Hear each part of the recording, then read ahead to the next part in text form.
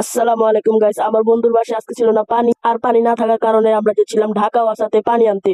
আর ওয়াসা অনেক দূর হওয়ার কারণে সামনে একটা মসজিদ ছিল, সেই মসজিদে নিতে গেছিলাম পানি। আর সেটাই আমাদের অনেক বড় ভুল ছিল, কারণ তো এখন বাজতেছিল রাত 11টা। আমার বন্ধু প্রথমে ওয়াশরুমে গিয়েছিল, কিন্তু ওয়াশরুমে কেউ ছিল না দেখছি।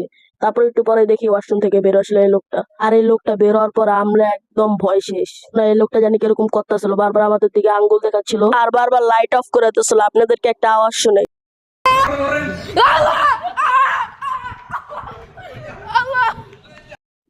যখন আমরা এই লোককে জিজ্ঞেস করি আপনার বাসা কোথায়, তখন এই লোকটি কবরের সামনে ওনার হাত দেখায়। আর জায়গাটি ছিল মেয়রাডিপ জামে মসজিদ, সেটা ছিল আজিমপুর কবরস্থানের সাথে। আর যখন আমরা দারোয়ানের কাছে জিজ্ঞেস করলাম এই লোকটা কে, সে বললো কি তারা ইন্দোনেশিয়া থেকে জামাত আসছে, কিন্তু সে আঙ্কেলে কইতাইছে আঙ্কেলে Indonesia. তাহলে বাংলা কয় যে Bangla কথা বলেন তো বাবা।